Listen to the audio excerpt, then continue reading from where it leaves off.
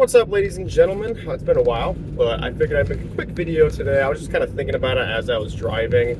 The number one cause of issues with gas furnaces, this goes for propane furnaces as well, and I'm talking warm air furnaces. This is the most common thing that fails, and it's the easiest thing to identify. 90% of people are going to be able to, 90% of people are going to be able to identify and repair this issue. That'll save you money. That'll save you time. Having to have a technician come out. Now, this is not. If you're watching this video and your furnace isn't working, this is not guaranteed to be the problem. This is just the most common thing. And that is a dirty and/or pitted flame sensor. The symptom of a bad flame sensor or a failing flame sensor is your burners will light. But after between 3 and 8 seconds or so, the burners will cut out and it'll just try to recycle again. Most likely it'll try to recycle 3 times and then it'll just completely shut off. Typically that is a flame sensor issue. Now this is a very regular wear and tear component of your furnace. This is the thing, it's basically a metal bar that just sits inside of a flame, and over years of running, the metal just wears down, it gets pitted, it gets dirty. I'll have examples shown on the screen for you so that you can, compare and basically compare your flame sensor to this one and see if it fits the criteria for needing repair. So there's 2 types of flame sensor issues that are typically, come across. And that is, the first one is just a dirty flame sensor. Now, as a technician, I like to see for sure what the problem is instead of just guessing that it's a flame sensor. And to do that, I do microamp tests on these flame sensors. They're easy enough to do if you're comfortable using a multimeter. I'm not going to condone or encourage a homeowner who has zero experience to start poking around with a meter inside the furnace while it's running, but I'm just getting that out of the way.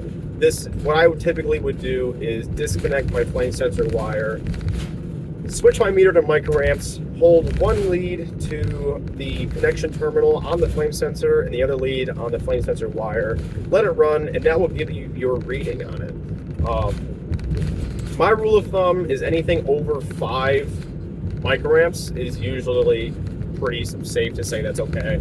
Obviously, the lower the reading, the less it's sensing. So typically you will see them fail when it's under 3 microamps. This is the numbers I use. It might vary from person to person, but if you're just looking at it with your naked eye and you're just trying to diagnose something without getting the multimeter out and everything like that, because most people that they don't carry a multimeter around their house, I understand that. So, but just to check it, you can look for any sort of dust, any sort of cobwebs, soot, just discoloration, whatever you want to find, you'll notice it when you see it. Now, to clean the flame sensor, I use emery cloth. A lot of people are going to be against that if you're a technician. I understand. Emery cloth, for those who don't know, it's this stuff. I use that just because I feel like it's abrasive enough to clean it well, but it's not too abrasive where it's just going to literally scrape the thing and break it. But I know a lot of people, they say to use a dollar bill.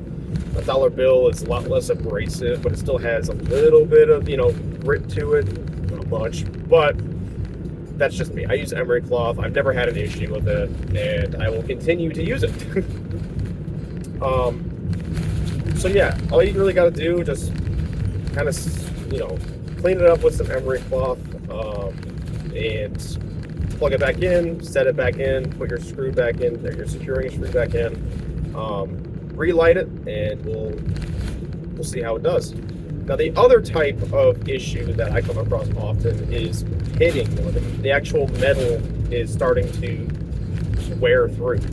You'll notice these little divots, little bumps in the metal, and there's nothing you can really do about that. If you clean it up and it's still failing, you're going to probably need to order a new flame sensor or call a technician.